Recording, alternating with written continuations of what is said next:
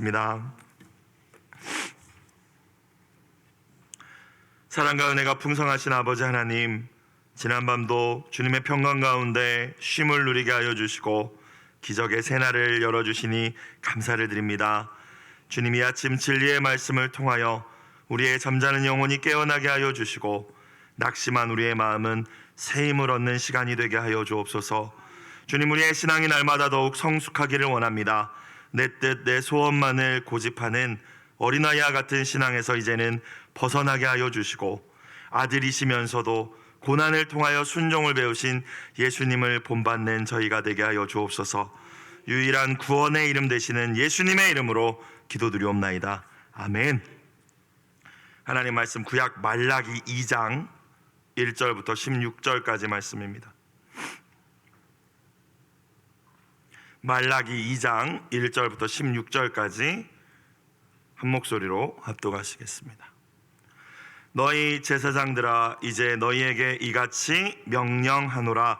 만군의 여호와가 이르노라. 너희가 만일 듣지 아니하며 마음에 두지 아니하여 내 이름을 영화롭게 하지 아니하면 내가 너희에게 저주를 내려 너희의 복을 저주하리라. 내가 이미 저주하였나니 이는 너희가 그것을 마음에 두지 아니하였음이라. 보라, 내가 너희의 자손을 꾸짖을 것이요 똥 곧 너희 절기 희생의 똥을 너희 얼굴에 바를 것이라. 너희가 그것과 함께 제하여 버림을 당하리라. 만군의 여호와가 이르노라. 내가 이 명령을 너희에게 내린 것은 레위와 세운 나의 언약이 항상 있게 하려 함인 줄 너희가 알리라. 레위와 세운 나의 언약은 생명과 평강의 언약이라. 내가 이것을 그에게 준 것은 그로 경외하게 하려 함이라. 그가 나를 경외하고 내 이름을 두려워하였으며 그의 입에는 진리의 법이 있었고 그의 입술에는 불의함이 없었으며 그가 화평함과 정직함으로 나와 동행하며 많은 사람을 돌이켜 죄악에서 떠나게 하였느니라.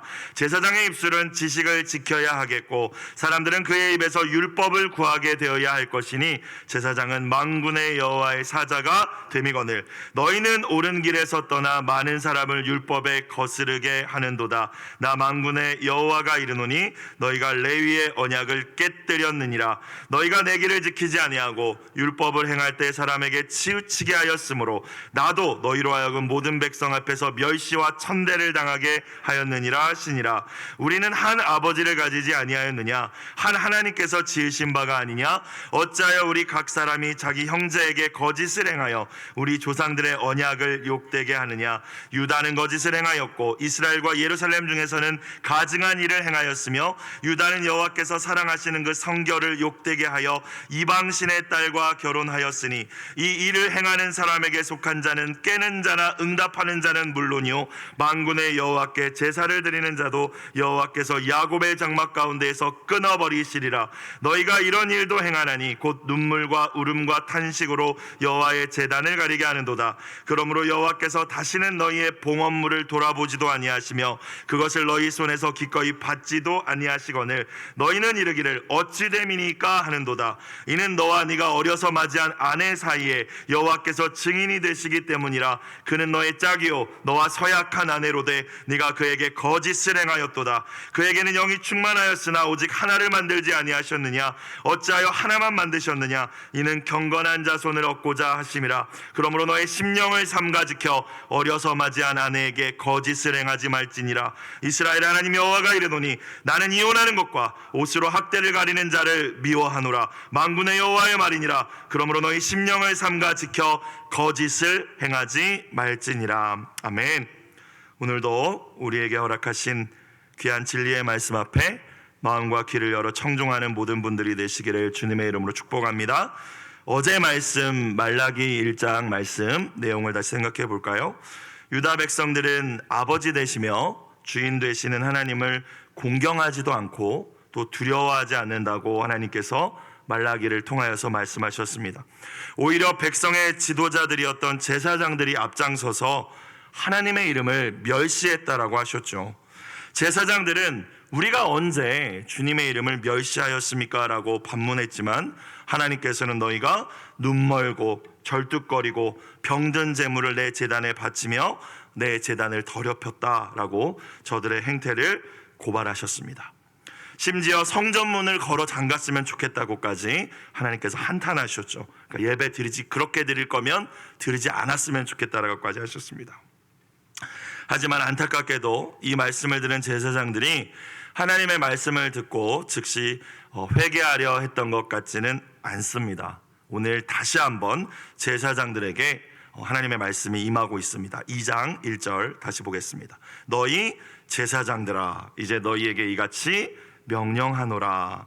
제사장이라고 하면은 오늘날로 하면 일단은 첫 번째는 오늘 말씀의 맥락을 흐름을 우리가 생각해 본다면 백성을 바르게 인도해야 할 영적 지도자들을 향하여서 일단은 주시는 말씀이라는 것을 알 수 있습니다. 하지만 목회자 또는 평신도 지도자뿐만이 아니라 모든 이 시대에 예수님을 믿고 구원받은 하나님의 자녀들이 예배자이기 때문에 왕같은 제사장들이기 때문에 또 예수님을 모르는 세상의 사람들과 하나님을 우리가 연결시켜야 하는 그 다리의 역할, 통로의 역할을 해야 하는 제사장들이기 때문에 저희 모두에게 주는 하나님의 말씀임을 믿습니다. 자 볼까요? 2절 만군의 여호와가 이르노라 너희가 만일 뭐하지 아니하며 듣지 아니하며 마음에 두지 아니하여 내 이름을 영화롭게 하지 아니하면 이라고 시작하시죠. 여러분 우리가 하나님의 모든 말씀 특별히 말라기의 말씀은 어제 1장 1절에 어떻게 시작됐습니까? 경고이라 라고 시작했죠. 하나님의 경고라. 우리가 경고의 말씀을 들을 때는 더욱 어떻게 드려야 하겠습니까?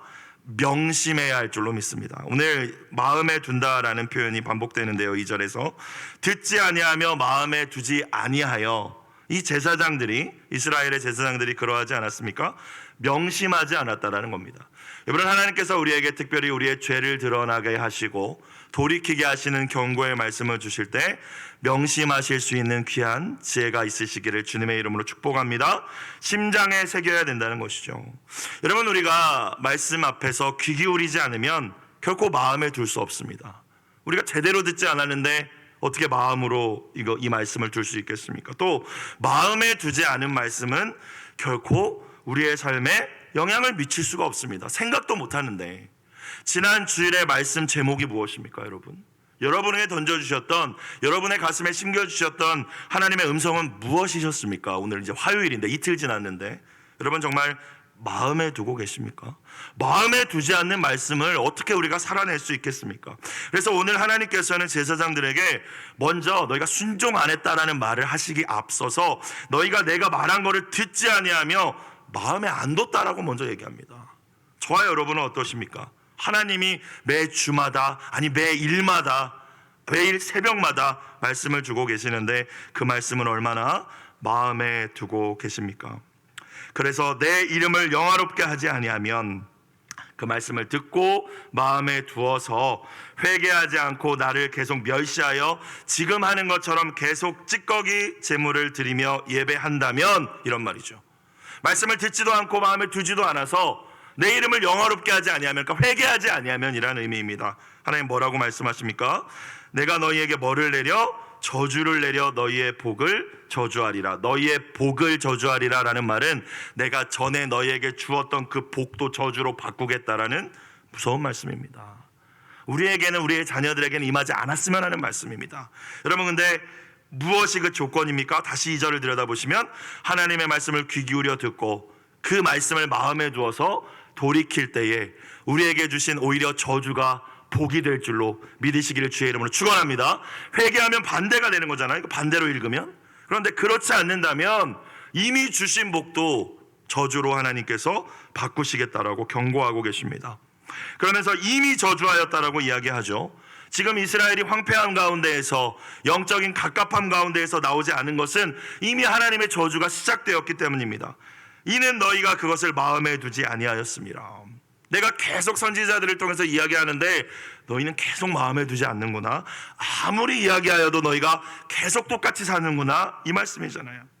하나님의 경고도 시작되었고 하나님의 저주도 이미 시작되었고 재앙도 시작되었는데 깨닫지 못했다라는 것입니다. 그럼에도 하나님께서 한 번에 쓸어버리지 않으시는 것은 언제나 기다려주시고 참아주시는 사랑의 하나님이시라는 것이죠. 시작되었지만 한 번에 끝내지 않으십니다. 계속 말씀하시면서 조금씩 그 강도를 더해 가시면서 이스라엘이, 이 유다의 제사장들이 돌이키기를 원하시는 것이죠. 3절, 보라 내가 너희의 자손을 꾸짖을 것이요. 지난 주일 말씀 뭐였습니까? 믿음의 부모 믿음의 조상이 되자라는 말씀이었습니다. 예수님을 믿는다는 것은 나만 잘 사는 게 아니라 축복의 통로가 되는 것인데, 일단은 내 자녀에게, 내 가정에게 축복의 통로가 돼야죠. 아니 내 자식에게도 축복의 통로가 안 되는데 무슨 이웃을, 무슨 다른 아이들을 우리가 하나님께로 인도할 수 있겠습니까? 그런데 우리가 하나님의 말씀을 마음에 두지 않고 돌이키지 않으면 3절 말씀, 두려운 말씀이지 않습니까?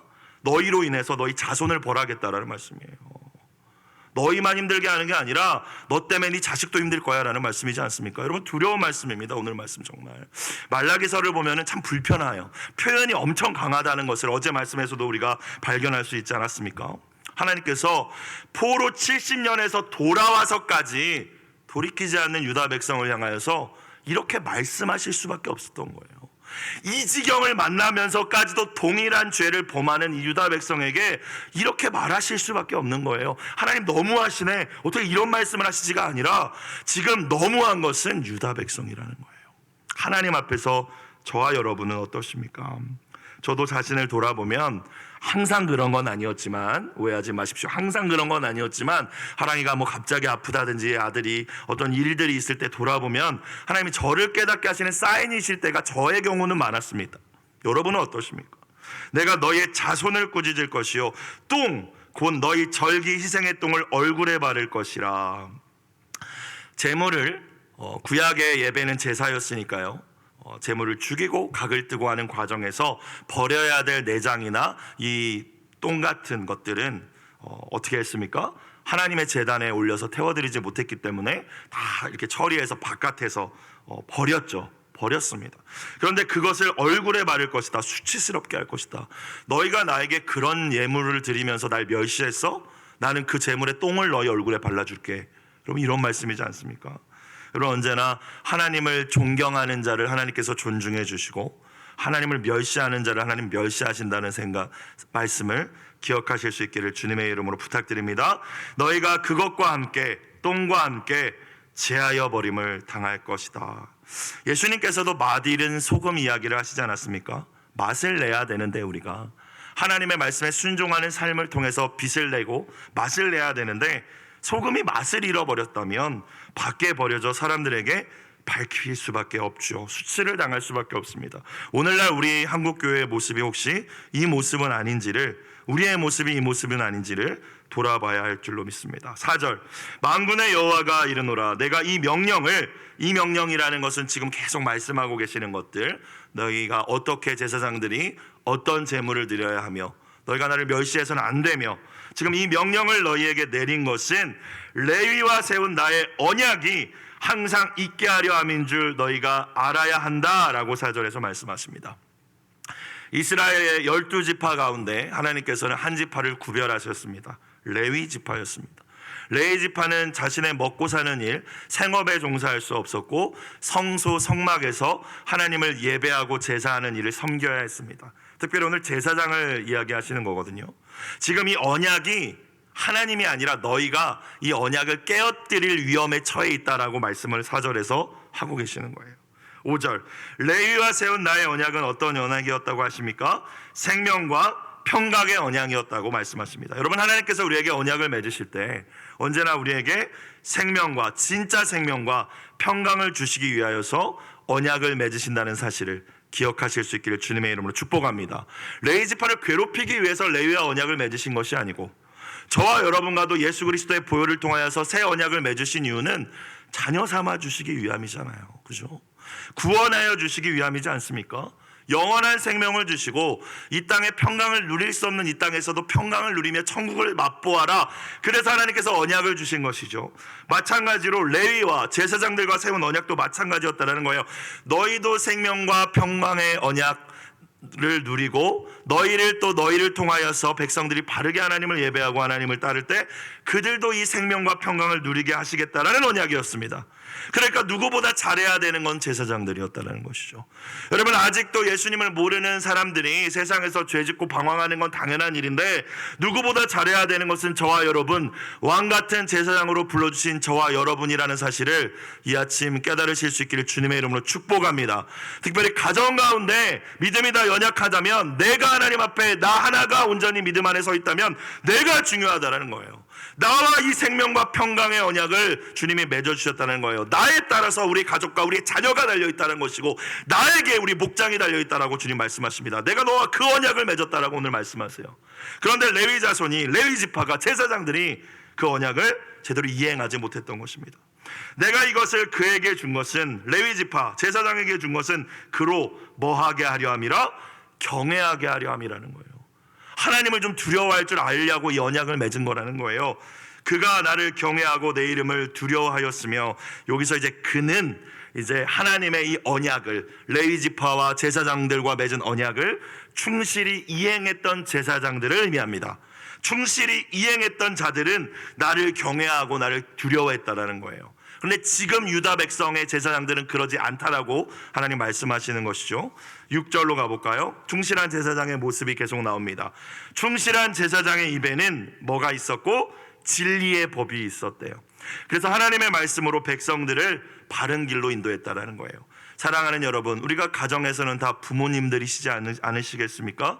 여러분의 입술에 진리의 법이 항상 있어서 우리의 자녀와 후손들을 바른 길로 인도할 수 있는 귀한 복이 함께 하시길 주님의 이름으로 축원합니다. 진리의 법이 있었대요. 그의 입술에는 불의함이 없었대요. 하나님이 기뻐하시지 않는 것이 불인데, 거짓, 비방, 믿음 없는 불신의 말들이 그의 입에는 없었다는 거예요. 말씀만 채워져 있었다는 것이죠. 그가 화평함과 정직함으로 나와 동행하며, 하나님과 동행했습니다. 평화의 관계를 맺으며, 정직함은 순결함을 의미합니다. 말로만 하나님의 말씀을 정했던 게 아니라 충실한 제사장들은 자신의 삶을, 자신의 영적인 삶이든 육적인 삶이든 하나님 앞에서, 사람 앞에서 정직하게 순결하게 하며 하나님과의 화평한 관계, 사람들과의 화평한 관계를 누리며 주님과 동행했다라는 거예요. 자, 이러한 삶의 모습들과 신앙의 모습들을 통하여서 충실한 제사장들 가운데에는 열매가 나타났습니다. 그게 무엇입니까? 6절 후반부를 볼까요? 많은 사람을 돌이켜 어디서 떠나게 하였느니라? 죄악에서 떠나게 하였느니라. 여러분, 우리의 방황하는 자녀들을, 또 우리의 사랑하는 목원들을, 또 저는 목회자니까 저에게 맡겨진 영혼들을 어떻게 하나님께로 이끌 수 있겠습니까? 여러분, 말만 해서 되지 않는다는 것이죠. 물론 하나님의 말씀을 전해야겠지만 6절에 저는 그 답이 있다는 걸 발견했습니다. 입에는 뭐가 있어야 돼요? 진리의 법이 있어야 됩니다. 언제나 방황할 때 하나님의 말씀을 기준으로 가르쳐줘야 돼요. 좋은 게 좋은 게 아니라 하나님의 말씀으로 훈계할 줄 알아야 됩니다. 두 번째, 내 입에는 불의함이 없어야 됩니다. 나는 가르쳐놓고 내 입은 다른 걸 쏟아내고 있다, 내 삶 속에서는. 여러분, 그거는 하나님 속이는 것입니다. 자기 기만이죠. 불의함이 없어야 되고, 또 화평과 정직함으로 하나님과 동행하는 삶을 살라고 말씀하십니다. 너 그냥 제사 드릴 때 더 열심히 드려, 계획 잘 짜가지고 행사를 잘해, 이런 이야기를 하고 계시는 게 아니라 충실한 제사장의 모습은 진리의 법이 입술에 있고 불의함이 없으며 화평과 정직함으로 하나님과 동행하는 것이라고 말씀하십니다. 그럴 때 사람들을 돌이키는 그 열매는, 자녀들이 하나님께로 돌아오는 그 열매는 하나님께서 주시겠다라고 말씀하고 계시는 줄로 믿습니다. 이 귀한 은혜가 여러분과 함께 하시길 주의 이름으로 축원합니다. 7절, 제사장에 대해서 계속 말씀하십니다. 제사장의 입술은, 그러니까 목회자, 리더 또는 부모님들, 그러니까 누군가를 이끌어줘야 되는 사람들의 입술은 지식을 지켜야 하겠고 하나님의 말씀을 의미하겠죠. 여기서 지켜야 한다는 것은 간직하고 보존하고 수호해야 된다는 의미가 있습니다. 그러니까 순종하기 이전에 아까 앞서 말씀드린 대로 명심해야 된다는 거예요.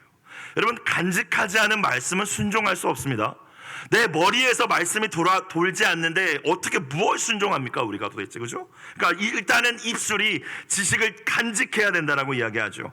그렇게 간직하고 있는 제사장의 사람들은 나와서 그의 입에서 율법을 구하게 되어야 할 것이니, 제사장은 하나님이 세우신 리더는 만군의 여호와의 사자가 됨이니라. 부모님들도 마찬가지입니다. 그 가정을, 그 자녀들을 하나님께로 올바로 이끌어갈 하나님이 세우신 사자, 하나님이 세우신 대리자 라고 말씀하고 계시는 거예요. 그래서 입술에 항상 하나님의 지식을 지켜야 된다는 것이죠. 8절, 7절과 8절 사이에 영어 성경은 but이 있습니다. 그러나가 있어요. 이게 마땅한 것인데, 이게 충실한 제사장들의 모습이고 내가 레위와 언약을 맺을 때 너희에게 요구했던 것인데, 그러나 8절, 너희는 옳은 길에서 떠나 많은 사람을 율법을 거스르게 하는도다. 두 가지 범죄함. 본인도 옳은 길에서 떠나고 또 자기만 떠날 뿐만이 아니라 맡겨진 사람들도 다 하나님의 말씀을 거스르게 만든다라는 것이죠. 만군의 여호와가 이르노니 너희가 레위의 언약을 깨뜨렸다. 내가 너희에게 평강을 주려고, 생명의 복을 주려고 이 언약을 맺은 건데 너희가 깨뜨렸다라고 말씀하고 계십니다. 9절 다시 반복하십니다. 너희가 내 길을 지키지 아니하고 너희도 말씀대로 안 살고 율법을 행할 때 사람에게 치우치게 하였으므로, 또 따르는 사람들도, 너희가 돌봐야 하는 사람들도 치우치게 하였으므로 나도 너희로 하여금 모든 백성 앞에서 멸시와 천대를 당하게 하였느니라 하시니라. 우리는 다시 한번 영적인 지도자의 두 가지 책임에 대해서 생각해 볼 수 있습니다. 가정에서는 우리 부모님들의 책임이죠. 자녀들을 향한. 첫 번째 무엇입니까? 먼저 내가 하나님의 말씀을 지키는 겁니다. 내가 하나님의 말씀을 간직하는 겁니다. 그러지 않고서는 어떤 역사도 일어날 수 없다라고 말씀하십니다. 두 번째는 내가 그 말씀을 지켰다면, 간직했다면 이제는 내게 맡겨진 이들이, 나의 자녀들이 말씀을 거슬러 행하거나 치우쳐 행하지 않도록 바르게 인도할 책무가 있다라고 하나님 오늘 말씀하고 계십니다. 지난 주일 우리에게 주셨던 말씀, 좋은 부모는 어떤 부모라고 하셨습니까? 하나님의 약속의 말씀으로 자신을 채우고, 1단계 자신을 채우고 그 다음 그 말씀을 자식들의 심령에 담아줄 줄 아는 부모라고 하셨습니다. 사랑하는 여러분, 이 새벽 하나님의 약속의 말씀을 먼저 여러분의 심령에 채우실 수 있기를 주님의 이름으로 축복합니다. 그리고 여러분의 자녀들에게, 여러분이 돌보는 영혼들에게 그 심령에 담아줄 줄 아는 귀한 믿음의 부모님들이 다 되시기를 다시 한번 주님의 이름으로 부탁드립니다. 10절 우리는 한 아버지를 가지지 아니하였느냐? 한 하나님께서 지으신 바가 아니냐? 어찌하여 우리 각 사람이 자기 형제에게 거짓을 행하여 우리 조상들의 언약을 욕되게 하느냐? 10절부터 이제 주제가 바뀝니다. 어찌하여 우리가 한 아버지 하나님을 섬기는 이스라엘로서, 형제 자매로서 서로 배신하고 신뢰를 저버리고 우리 조상들로부터 받은 언약을 욕되게 하냐? 이건 무슨 말일까요? 그러니까 9절까지는 제사장들과 맺은 언약을 말씀하셨다면 지금 말씀하신 10절부터의 언약이라는 것은 결혼에 관한 이야기입니다. 하나님께서 주신 결혼의 언약을 깨뜨렸다는 거예요. 11절 유다는 거짓을 행하였고 이스라엘과 예루살렘 중에서는 가증한 일을 행하였으며, 하나님 보실 때 거짓된 것, 가증한 일 무엇일까요? 11절 계속 보시면 유다는 여호와께서 사랑하시는 그 성결을 욕되게 했대요. 여기서 성결을 욕되게 했다, 성소를 더럽혔다라는 것이거든요. 실제로 예배를 드리는 장소를 의미하기도 하지만 우리의 몸이 성소이지 않습니까? 어떤 죄가 이런 죄라고 말씀하시는 걸까요? 볼까요? 이방신의 딸과 뭐하였으니? 결혼하였으니. 하나님을 모르고 우상을 숭배하는 여인과 결혼했다라고 말씀하십니다. 여러분, 이미 믿지 않는 배우자를 자녀들과 결혼을 시키신 분들에겐 죄송하지만 하나님의 말씀은 분명히 믿지 않는 자들과 멍에를 매지 말라고 분명하게 말씀하고 계시는 줄로 믿습니다. 그래서 이미 결혼했다면 진짜 간절히 기도하셔야 돼요. 선교한다는 마음으로 투쟁하며 기도하셔야 됩니다. 왜? 하나님의 말씀을 일단 불순종한 것이기 때문입니다. 죄송하지만 하나님께서 오늘 뭐라고 말씀하세요? 유다의 백성이, 하나님만을 마땅히 예배해야 되는 백성이 가증한 일을 행했는데, 그 가증한 일이 뭐냐면 우상을, 하나님을 모르는 이방신의 딸들과 결혼했다라는 거예요. 12절 이 일을 행하는 사람에게 속한 자는 깨는 자나 응답하는 자, 깨는 자나 응답하는 자. 번역이 조금 어렵죠. 다른 번역을 보니까 적극적인 의지를 가지고 그렇게 행한 자들인지, 못 이기는 적, 어쩔 수 없어서 그렇게 행한 자들인지 그걸 막론하고라는 의미예요. 그러니까 지들이 좋다는데 어쩔 수 없죠, 이렇게 했든지, 내가 아니면 그냥 적극적으로 그걸 했든지 관계없이 하나님 뭐라고 하세요? 만군의 여호와께 제사를 드리는 자라고 할지라도 여호와께서 야곱의 장막 가운데에서 끊어버리시리라 말씀하십니다. 두렵게 말씀하시잖아요. 만군의 여호와께 제사를 드리는 자라는 것은 우상을 숭배하는 여인과 결혼한 이후에 이 유다 백성들이 하나님 앞에 나와서 잘못인 줄 알면서 하나님 그냥 용서해 주세요, 제물 드리면서 했다라는 거예요. 근데 하나님은 기만했다라는 것이죠. 야, 너 잘못인 줄 알면서 그렇게 했어? 그러면서 나한테 와서 제사를 드리면서 이거를 그냥 무효화시켜달라고 하는 거냐? 그런 태도는 하나님께서 받지 않으시겠다라고 말씀하고 계시는 것입니다. 13절, 너희가 이런 일도 행하나니 더 심한 일들도 있었다라는 건데 어떤 일일까요? 곧 눈물과 울음과 탄식으로 여호와의 제단을 가리게 하는도다. 유대 사회는 철저히 남성 중심의 사회였습니다. 그래서 이혼이라고 했을 때 우리가 생각하는 협의 이혼이라는 건 존재하지 않았습니다. 남성에 의해서 버림당하는 거죠. 그냥 여자는. 그게 이혼입니다. 그 여성을 보호하기 위해서 이혼 증서를 써서 보호받게 만들기 위하여서 이혼 제도가 생긴 거지, 지금 우리가 생각하는 이혼이 아니에요. 그러니까 남성에 의해서 여자는 버림받았어요. 자, 우상을 숭배하는 젊고 아름답고 음란한 이방 여인과 결혼하기 위해서 본래 자신의 아내였던 여인을 버리는 일들이 이 유대 사회에서 일어나고 있었습니다. 그러면 버림받은 여인들은 어디다 가서 하소연하나요? 어디다 가도 이야기할 수가 없으니까 하나님 앞에 나와서 탄식합니다. 눈물과 울음으로 탄식으로 하나님의 제단이 가득 찼다라는 거예요. 근데 하나님은 그것을 다 보고 계신다라고 말씀하십니다. 13절 후반절, 그러므로 여호와께서 다시는 너희가 너희 아내를 그렇게 버렸어? 우상을 숭배하는 이방 여인과 다시 결혼하려고 너희가 너희의 욕망을 채우기 위해서 너희 아내를 버려서 탄식하게 만들었어? 내가 다시는 너희의 봉헌물을 돌아보지도 아니하며 그것을 너희 손에서 기꺼이 받지도 아니하겠다라고 말씀하고 계십니다. 사랑하는 여러분, 교회에 와서 예배드리는 일 중요한 일입니다. 그러나 하나님께서 분명히 사랑하라고 우리에게 붙여주신 사람들이 있잖아요.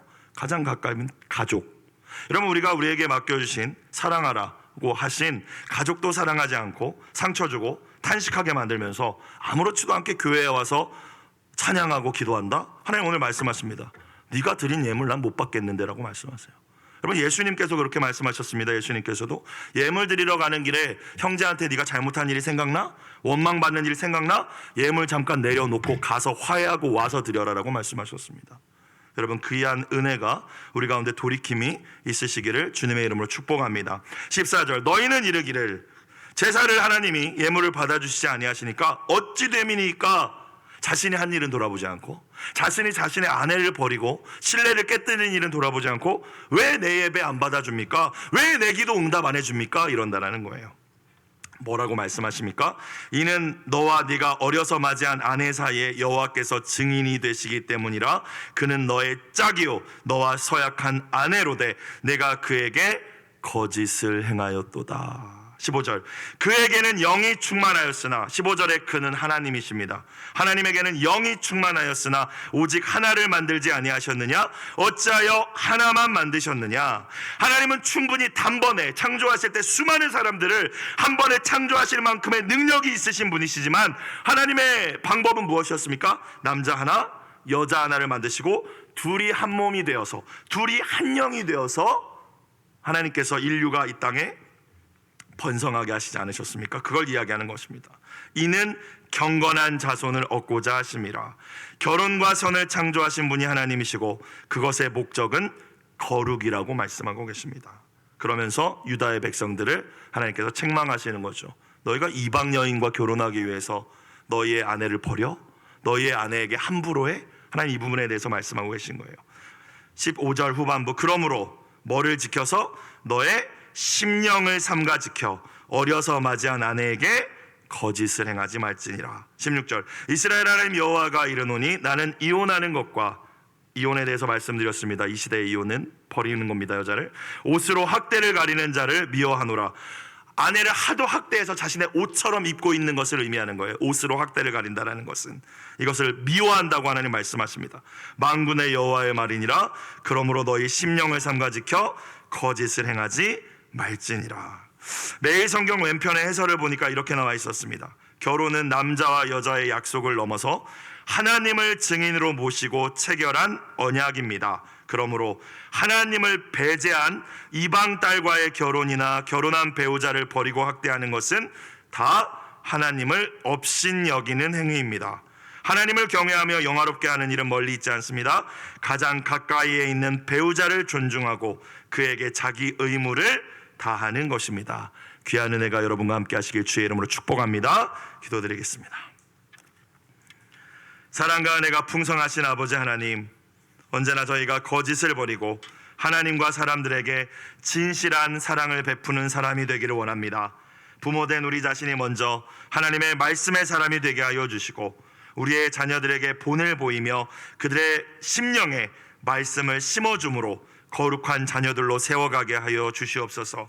하나님, 우리의 자녀들이 영적으로나 육적으로나 순결함을 지킬 수 있게 하여 주시고 거룩한 믿음의 가정을 세워가게 하여 주시어 하나님이 선물로 허락하신 결혼과 가정과 성이 무너져가고 있는 이 세대 가운데 우리의 자녀 세대가 아름다운 거룩한 가정을 통하여 빛과 소금의 역할을 잘 감당케 하여 주시옵소서.